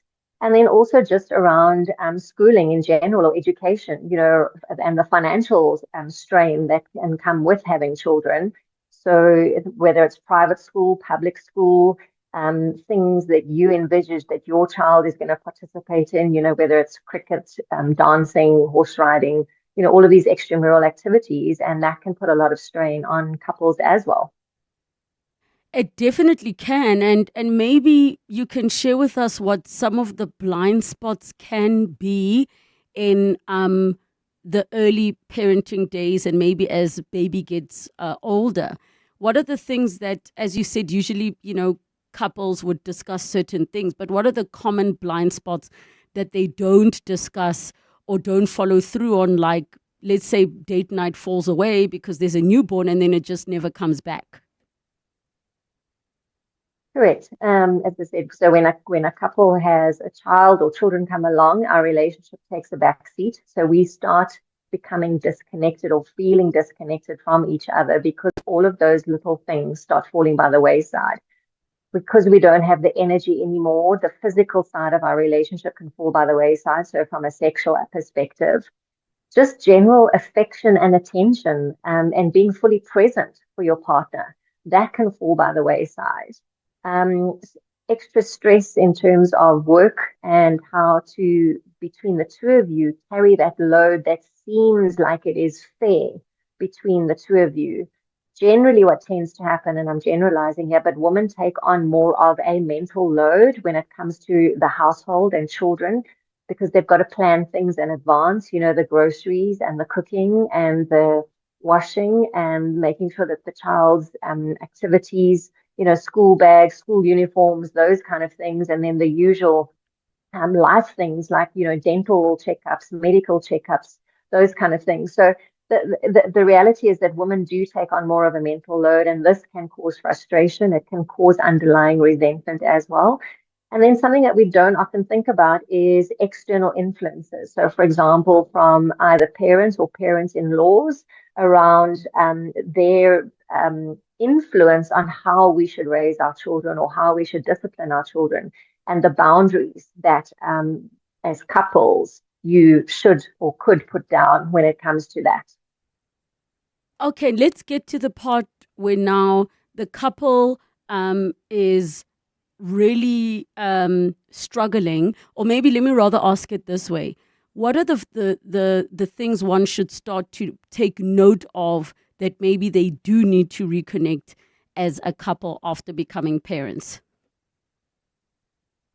I think when you, as one of the partners, you start feeling that distance between the two of you, you started noticing that you're not really sharing much depth in your relationships. In other words, your activities and your communication is very functional. You're talking about the chores, you're talking about the kids, but you're not necessarily talking about you as a couple and, your needs and your dreams and your goals and your aspirations. You're not asking for help. You're feeling alone and lonely in this relationship, and that you're carrying the burden of your relationship and or the children or the household on your own. These are some of the red flags that when you start noticing these things, or also that, you haven't had sex in a while, whether it be weeks or months, sometimes it's even years. Those are definitely red flags that couples need to start looking at and going, we need to make our relationship and each other more of a priority going forward. I want you to just touch on briefly around the mental load, and maybe also the dynamic of one parent needing to go back to work while the other one now is the one that's home with baby, which is usually, moms have their 3 to 4 months maternity leave. Dads get, I can't recall what it's 2 weeks paternity leave. Can you maybe chat on those dynamics that contribute to that becoming some kind of distance in the couple? So let's talk about, one partner working and mom being at home, maternity leave. The assumption or presumption that mom is at home, she's got all of this free time, that she can take care of things. It's not such a big job. But what we don't take into account is understanding that it is disrupted time. And it's not mom's free will. Mom is bound to the schedule of the kids or the little one. So if it's early days and baby is still young, and they're still on that feeding cycle, it's sleeping, feeding, and then in between those things, it's trying to do or take care of all the other things, the grocery shopping, taking care of the cleaning, whether you have help or not, but it's organizing and arranging all of those things, and it's planning all of these things. And then what are we going to have for dinner? And planning and cooking dinner so that dinner is ready, and then working around bath time and bedtime and those kind of things, or homework if the kids are at school already and they're coming home, and then it's the fetching and the carrying. So this is more of a mental load. It takes a lot more energy and effort, and it takes a lot more attention away from the relationship, and it does result in fatigue and low energy levels. Whereas the partner that's going to work, the perception here is that their life hasn't changed. They are just getting on with their life the way it was before baby arrived. They get up, they get dressed, they go to work, they come home, and everything is organized for them. They come back to dinner and kids, and life carries on. And then there's also the disrupted sleep or the lack of sleep, especially if you're still waking up through the night with little ones as well. So the mental load comes across as being imbalanced. And that's not to say that dads or partners don't try and play an active role in helping out. But when you sit down and you look at it from a logical point of view, and you look at the different activities and the ways that you are both contributing to the household, sometimes mom take on a sense of guilt because they're not contributing financially, versus the partner that is out there working and you're on a sole salary, or they are being the provider at this point in time in the relationship. So that's the one side of it. The other side then is around managing those dynamics so that it doesn't get to a point where resentment creeps in, because that is when relationships can become toxic, and they can grow apart from a relationship perspective. They go distant, they grow apart, and you can end up feeling like you're just roommates or your housemates living in the same household. Yeah. Are there things that individuals can do prior to baby arriving? Maybe they can say, okay, this is going to be these are going to be things that are going to help us as a couple. And maybe part of it is giving mom half a day off from having to do anything, for example. And maybe you can share some thoughts of what could be incorporated into this new day-to-day life that will help. You touched on the one maybe feeling like the mental labor is sitting all on them. What are some of the tips that you can share? I think, before baby comes along, couples need to sit down and realize that their relationship is going to change, and there's no going back to what was before baby arrived. It's rather, how do we evolve and grow as a couple while we are stepping into parenthood, and how do we not lose sight of our relationship and us as a priority? So where you can, it's making time for each other, and it doesn't have to be these huge big date nights, because sometimes that's unrealistic especially if you don't have a support structure in place. You can't just palm your kids off on somebody. So rather, let's set aside 10 minutes where we can just be fully present for each other. It's those little things that you do that go, I still care about you. I still am there for you. I'm still present for you. So hugs along the way, passing each other in the passageway, a kiss here and there, a hug here and there. And really still, we call them bids for attention or bids of affection. So taking note of and being intentional about those bids to bring the connection back to each other.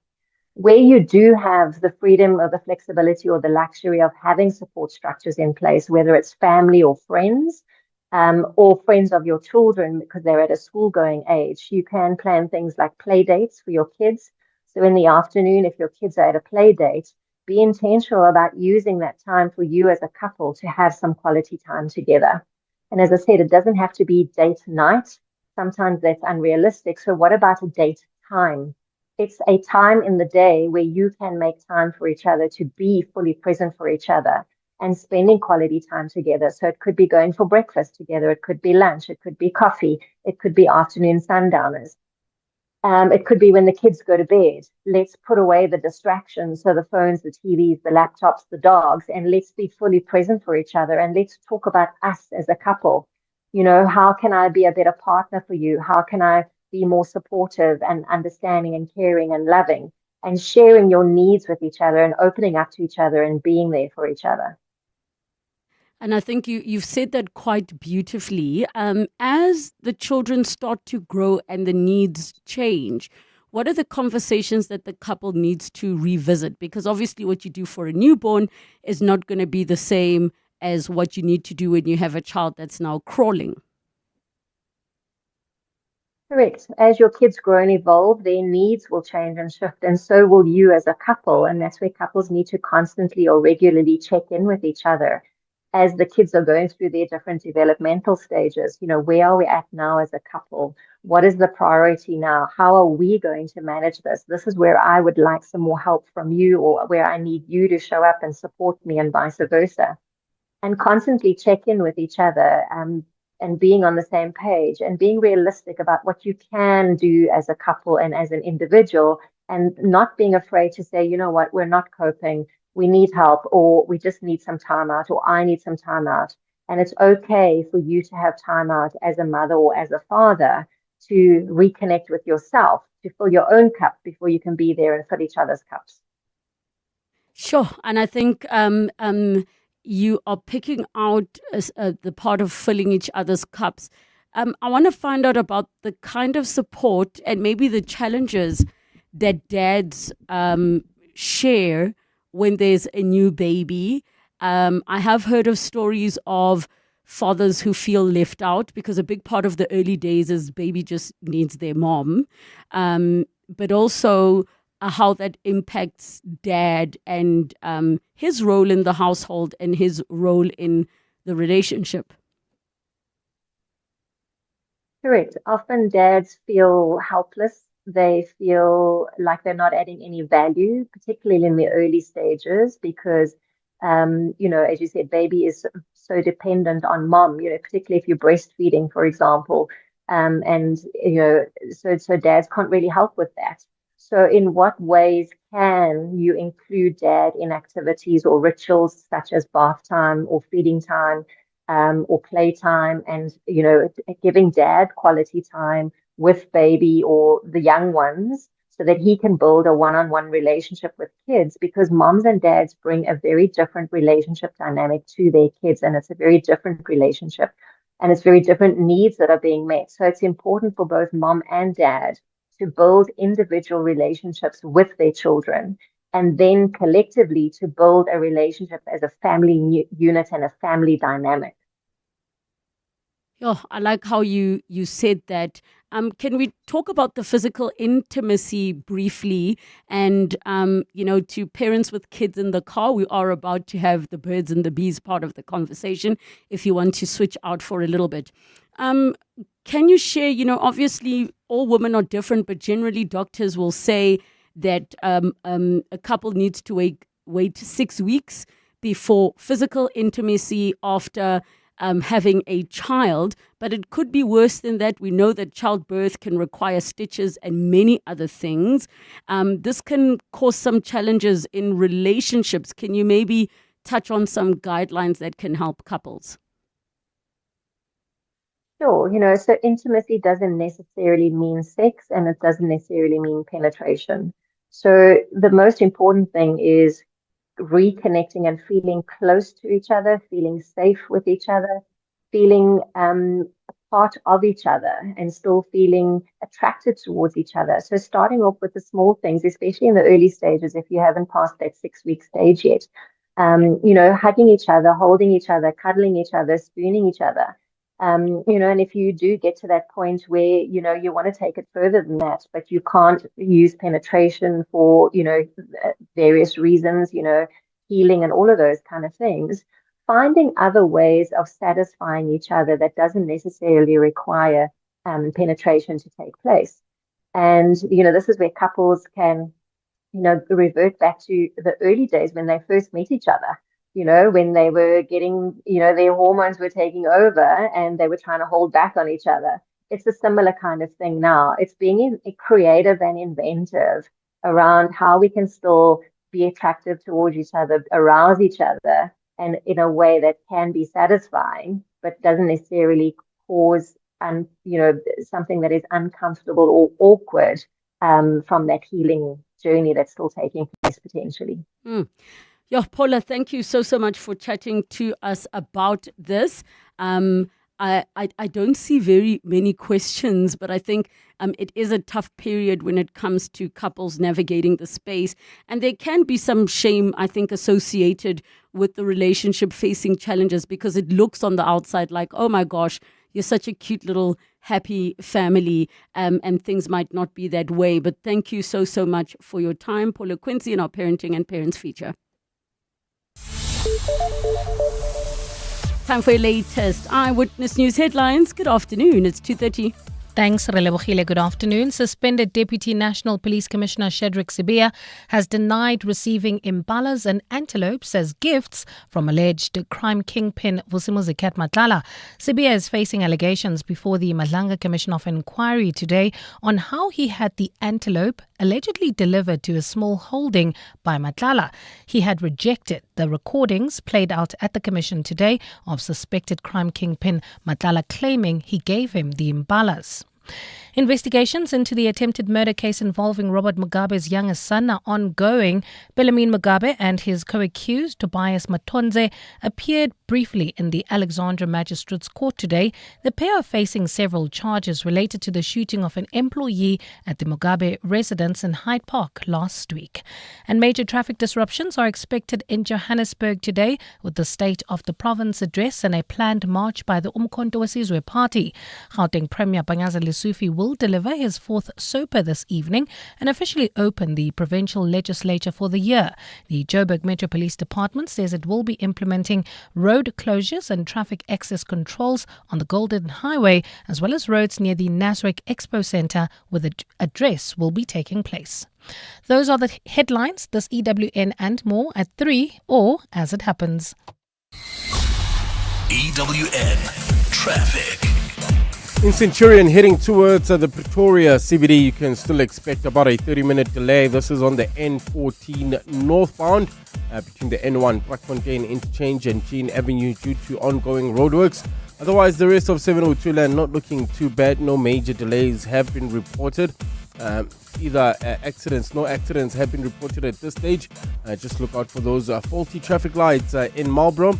At Marlborough Drive and Zinnia, traffic lights still not working in Lone Hill, at Lone Hill Boulevard and Main Road, as well as in Polshof at Witkoppen and Main Road. If you come across any other traffic issues, please WhatsApp us on 072 702 1702. There's more EWN on air, online, and on the EWN app.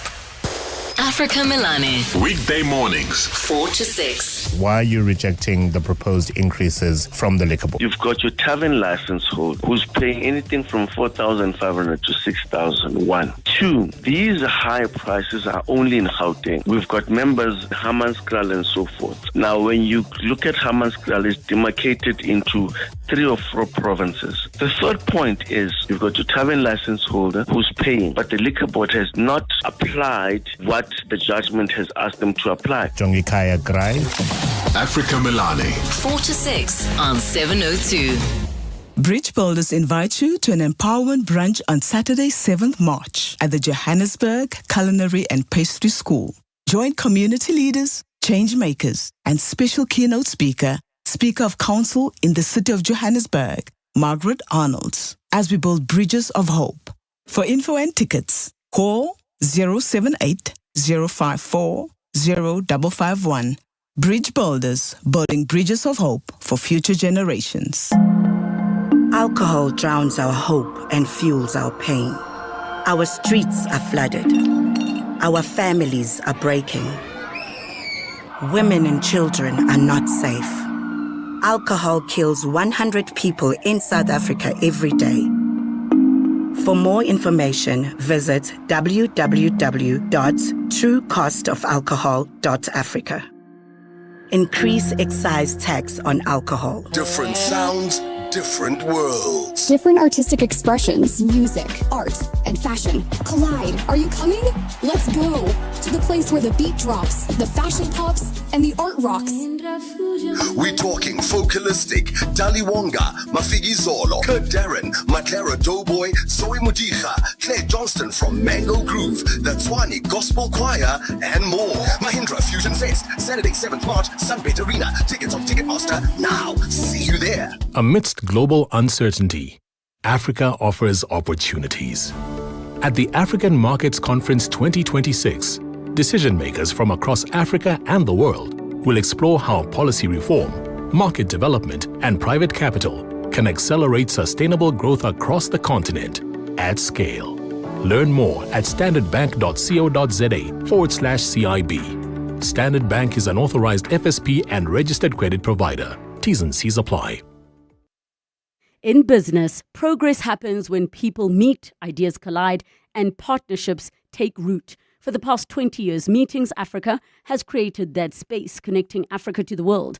Catch the Clement Manyatela Show live from the Sandton Convention Center tomorrow for the 20th edition of Meetings Africa. From global buyers to African innovators, this is where partnerships are formed, deals are sparked, and the future of business events takes shape. Don't miss it. Brought to you by South African Tourism on 702. Coming up on 702 Drive with John Perlman. 702 Drive is coming up from 3 to 6 p.m. with John Perlman. John, how are you? Happy Monday. I hope you're hold well. on. Let's try that again. Happy Monday, John. I'll do it again. Happy Monday to you too, and I hope you're well. You sound so nice with your mic on. Thank you so much. It's something I've worked on, actually. So I have to ask you, are there any misconceptions about the job and the work that you do? Like people saying, I work in government, people think I'm just corrupt and lazy. Others said, I'm an accountant and everybody always expects me to know all the tax laws. Or another one said, I'm an interior designer. I don't decorate. I'm an interior designer. Are there misconceptions about what you do? You mean apart from my own? Yes. I think that I think people think we have huge teams, for example, because we cover such a range of material on the show. So I think that may be a little bit of a misconception. I think people imagine, I'm not sure if I should say this, but let me say it. They imagine that to do what we do, we have to be studying the whole morning. Yes. But I think what isn't always realized is that over time you accumulate, as long as you know where to find the files in your head, there's a lot of stuff that you remember, and there's backstory, and there's experience and stuff. So it's not that there isn't a lot of preparation, but it's not quite studying for an exam style. I got you. Yeah, I think also people always think I have tickets to everything. It doesn't matter. You don't. Abel and I were about to. A caller called Gayton, who is not the Minister of Sport but works in sport management, said people always think he's rich and that he has tickets to every game. Yeah. And he has to keep explaining, guys, it doesn't work like that. It's another department. But you know why I called you? Why? He's got tickets. He's just trying to throw us. He's trying to throw tickets away. Gayton, I've got your number, Put. What's coming up on your show today? I'll send you my list. So, good afternoon, everyone. There's as always a lot going on. Huge expose done on home affairs by the SIU. 16 million rands earned illegally by 4 officials selling residence permits and others. Pastor Bushiri was one of the people that they assisted. Reverend Omotosho, Timothy Omotosho, was another.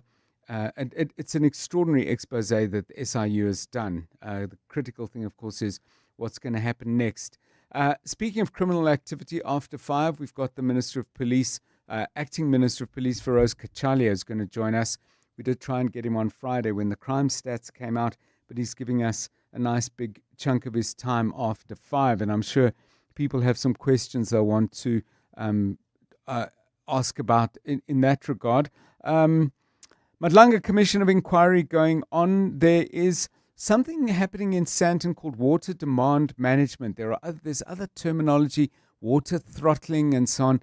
Various things, names given to various interventions to manage water or the lack of it in Gauteng. And we're going to try and do an explainer. What do all these different terms mean? Sounds complicated.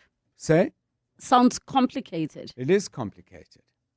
It is complicated, but it won't be complicated once we're done. You see, you have to tune in to 702 Drive with John Perlman for all of that. 011 883 702 and the WhatsApp line 072 702 and 702. John Perlman hosting 702 Drive from 3 to 6 p.m. If you think you cannot afford a lawyer, think again. Clientele Legal has made professional legal services affordable. You receive up to 745,000 rand worth of legal services per year. Our range of plans include cover for you, your spouse, children, and extended family. Plans include cover for civil, criminal, and labor-related matters. Whether it's protection orders, gender-based violence, uncontested divorce, or poor service, your Clientele Legal lawyer will be there to assist you. Our services are convenient. Simply pick up the phone and call your lawyer or send us an email and we'll get back to you.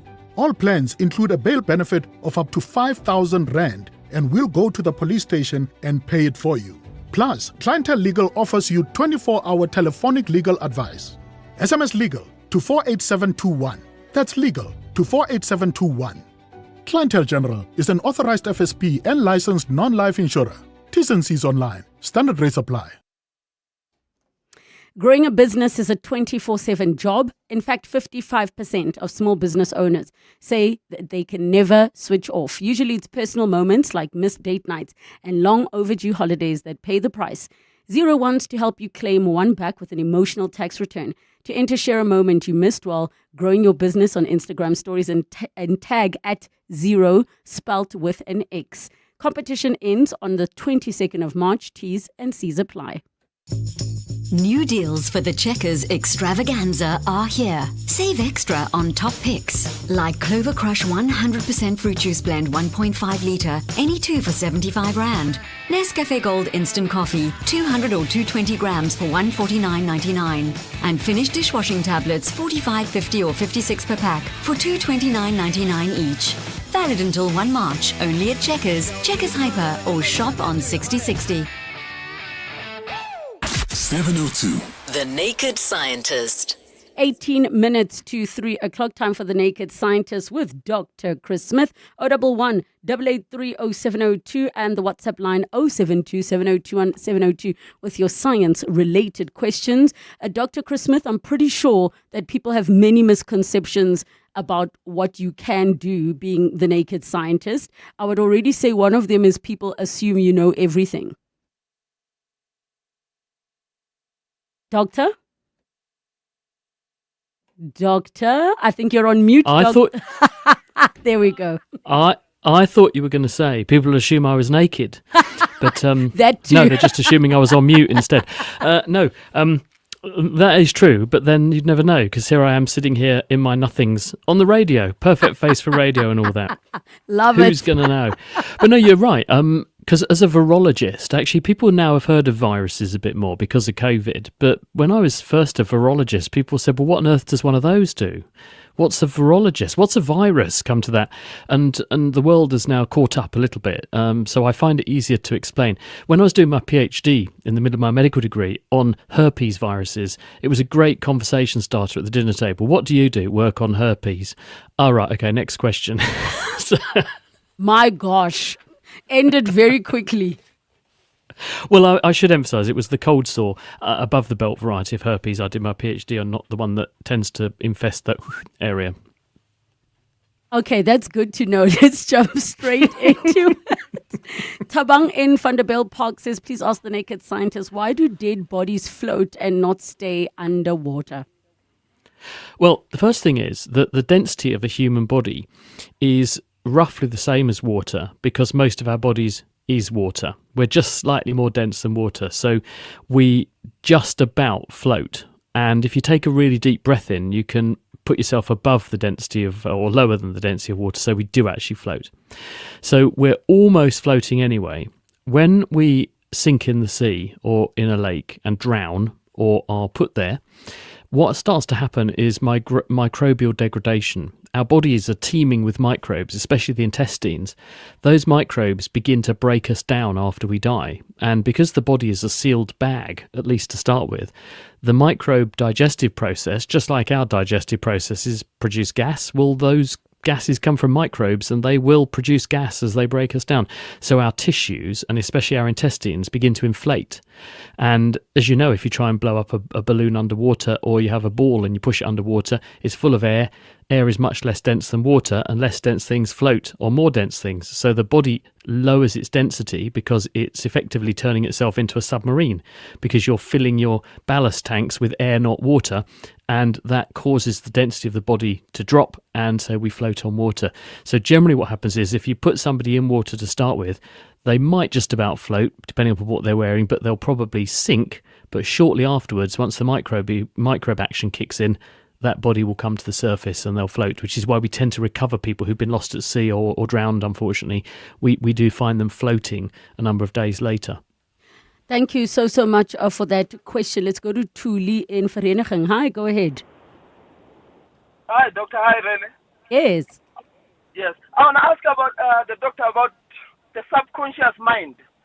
All the books which talks about the mind always assert the issue that the subconscious mind can't differentiate between something that's real and something that's imagined. I just want to ask the doctor, is this fact? And if it is, how was it proved? Thank you. Doctor. Hi, Tuli. I didn't catch all the question, so I'm not really sure. He what basically was being said asked. the It was subconscious reference to the mind. Yes. So how was the subconscious mind discovered? That a person can differentiate between reality, what is imagined. So he's just asking in general about the subconscious mind. Well, what we call consciousness, we don't really understand how that works. All we know is that the 100 billion or so nerve cells in our brain in some way sync up their activity, talk to each other in such a way, and when we are awake, we experience that as being conscious. But there's also a lot of processing going on that we're not aware of in our brains. For instance, if you ask somebody, did you see X, Y, or Z happening in this film? They'll say no. And in fact, you can prove that their eyes saw a particular part of a film because you can show the signals in their brains. So we know that what the conscious brain is doing is extracting information from everything that comes in and presenting that to our awareness. But there's an enormous amount of stuff being processed underneath. And we are actually aware of some of that.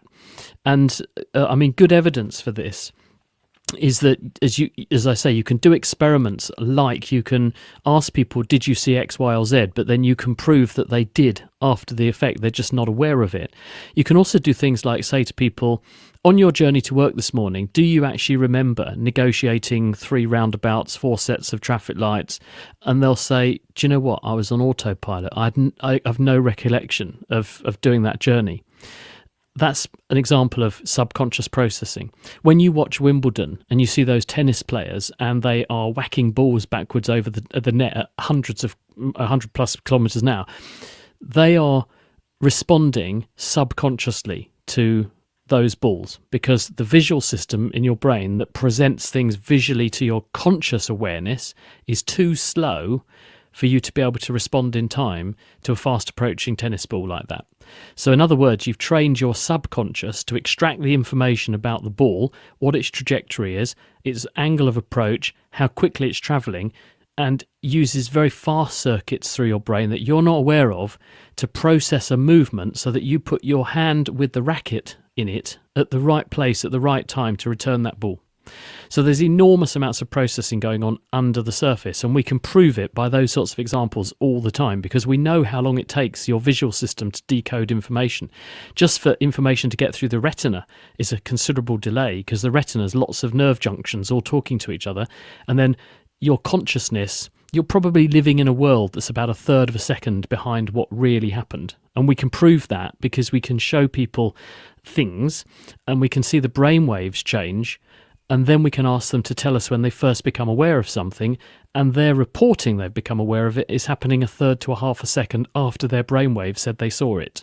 So we know that we live in a world that's a little bit in the past all the time, but we have other circuits in our brain processing things much more quickly than that. Otherwise, we would have fallen over, burned ourselves, or got hit in the face by a tennis ball. All right. Thank you so much for that one, Tuli. I hope that you are answered. Mzobe from Krugersdorp. Go ahead, Mzobe. Thank you and good afternoon. Good afternoon, Dr. Chris. Yes. My question here is about the light from the sun. When it passes through the clouds, the shadows of the clouds fan out, like they spread and fan out, more as if the sun is not very far from the clouds. Sometimes they fan out very close to the clouds, as if the sun is among the clouds. I just wanted to get that explanation because that light source is coming from millions of kilometers away. Yes, but it's a beautiful sight. Yeah.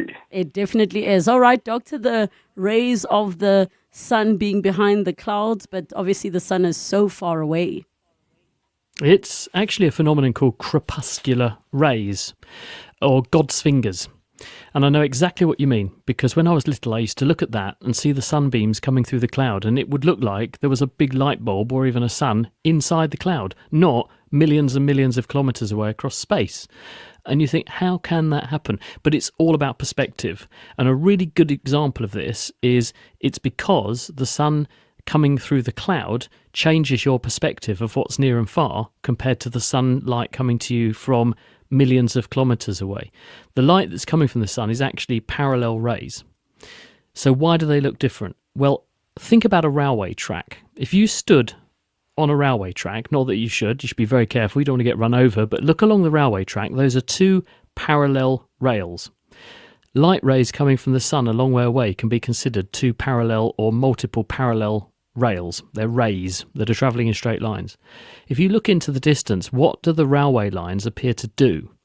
They appear to get closer and closer together the farther and farther away you look until they seem to be coming from a point. Now that's exactly what's happening with the light coming from the cloud, because you're seeing parallel light rays, but you're seeing them relative to their origin at the cloud, because there's a cloud in the way, and your brain unites the rays because the perspective is that in the distance those must be coming together, so you see them as coming from one source, and your brain interprets them rather like those railway lines as having met in the distance, the rays coming from one point source behind that cloud. And it's a question of perspective. When you see the sun in a clear sky, you don't see that uniting effect because the sun's so far away, so you see the light just coming straight towards you, nothing to relate it to, and therefore you only see straight, clear blue sky. Thank you so much, Mzobe. We go to Aaron from Paulshof. Hi, Aaron. Hi. Yes. Hey, Doc. I'm in my early 60s. And each time I sleep, I almost always have nightmares. And when I have these nightmares, I actually act out my dreams. What causes this, and what could be a solution to this? Can you give an example what you mean by acting out? Do you mean you are sleepwalking?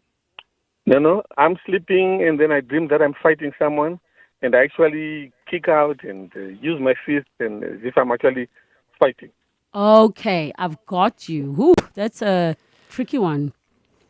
I'm very sorry to hear you're in that predicament, but this sounds like anxiety. Because usually when we're stressed about things or worried about things, we have things on our mind. Even if we don't realise we've got them on our mind, it can still prey on your mind. And when you go to sleep, very often that psychological distress that you've pushed away and suppressed during the day can manifest in various ways during your dreams. Some people believe, or dream rather, that they're spitting out all their teeth. Some people feel or dream they're being chased and they can't get away. And one of the other phenomena you'll notice is that you're largely paralyzed when you're asleep and when you're dreaming, to stop you acting out your dreams too vigorously. And this has the effect of making you feel like you can't fight back or you can't run fast enough to escape whatever's after you. But you're probably having these dreams because you're stressed about something. You're probably not sleeping very well because of them. So you wake up tired and you're less well equipped to deal with and cope with and deal with the stresses of the day or whatever's worrying you. So it's a self-fulfilling prophecy. So I think finding out what it is that's making you feel a bit unhappy or worried or anxious that might be triggering this, deal with that. I think the sleep will then take care of itself. And I suspect these nightmares are a manifestation of underlying psychological distress. There are some reasons why this can happen chemically. There are some drugs that can produce nightmares, and there are some mental states that can lead to this happening. If this is a new thing and it's intensifying and it's getting worse and worse and worse, and there are other symptoms to go with it, and you've changed something else that could account for it, I would get this investigated and see if you can also get some advice about maybe if there is a lifestyle factor or medical factor that could be changed or optimised. That would be worth looking at. But I think that's probably what's at the heart of this. This is a sort of manifestation of underlying psychological distress caused by something. Even trivial things can make us dwell on them when we go to sleep and worry about them. All right. Let us see, and all the best for you, Aaron, on that. There's a question here from Dennis, who says, how did life begin if the first living cell needed complex proteins and DNA to exist, but proteins and DNA themselves require life to be made? Sounds like a chicken and egg situation. Which is the one that came first? Well, I had a really interesting conversation with a couple of scientists at the Laboratory of Molecular Biology at Cambridge about 2 weeks ago. And one of them is Philip Holliger. And they just published a paper in the journal Science where they've got, they think, evidence of how at least some of the processes that got life started on Earth might have worked. And they've done this in their laboratory. Now, we think that about 4 billion years ago, when life got started, it started with a molecule called RNA, which is a chemical relative of DNA. It's basically genetic information.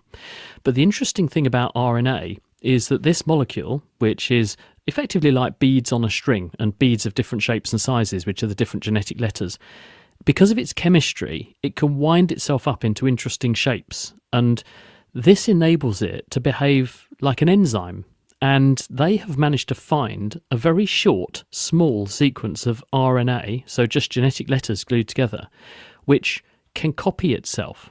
So in other words, in a test tube, given the building blocks of RNA and some of this starting molecule of RNA, it automatically starts making more of itself. So they think that this gives extra credibility to the argument that life started with molecules like RNA that initially learned or evolved to start copying themselves and then evolved to work with things like oily membranes, like bubbles of oil around themselves, to give themselves even better efficiency because they could achieve extra control over the environment that they were copying themselves in. But we think what came first were these RNA molecules or something similar that got the chemistry right to be able to become autonomously self-replicating. And so we don't know all of the gaps, but we're slowly trying to fill them in between how a molecule of RNA can then harness a membrane and then become a cell. But we think that probably is what happened in that sort of sequence. And it happened pretty quick, about 4 billion years ago, when the Earth was sufficiently cool for this sort of thing to happen. I don't mean cool as in with snazzy sunglasses. I mean as in the Earth had cooled down enough. We got the environment right. Then the chemistry began to happen. And then life evolved from that point onwards. I mean, we had the first cells and the first sort of microorganisms pretty quickly, which is an extraordinary thing, really. Oh, we're going to have to leave it there. Dr. Chris Smith, thank you so much. Back together next week. Make 2026 the year of venturing further in the Tank 300 with its 5-star luxury cabin and powerful 2.4 turbo diesel engine. The Tank 300 is built for the scenic route and is available from only $7,399 per month. Visit gwm.co.za for T's and C's and to book a test drive. GWM, go with more. Brought to you by GWM Finance, a division of Westbank, an authorized financial services and registered credit provider. Amidst global uncertainty, Africa offers opportunities. At the African Markets Conference 2026, decision makers from across Africa and the world will explore how policy reform, market development, and private capital can accelerate sustainable growth across the continent at scale. Learn more at standardbank.co.za/CIB. Standard Bank is an authorized FSP and registered credit provider. T's and C's apply. Meetings Africa is celebrating 20 years in 2026. Over the years, Meetings Africa has connected Africa to the world through a consistent showcase of Africa's diverse offering of services and products in the meetings, incentives, conferences, and exhibition sector. Join us at the Santa Convention Center from the 23rd to 25th February 2026. Register at www.meetingsafrica.co.za. Brought to you by South African Tourism. Thank you so much for joining us on 702 Afternoons. We're back tomorrow. John Perlman is up next, 3 to 6 p.m. for 702 Drive. It's 3 o'clock. This is EWN. Sibiya denies receiving game as a gift from Kat Matlala, and SIU uncovers a permit and visa racket within Home Affairs.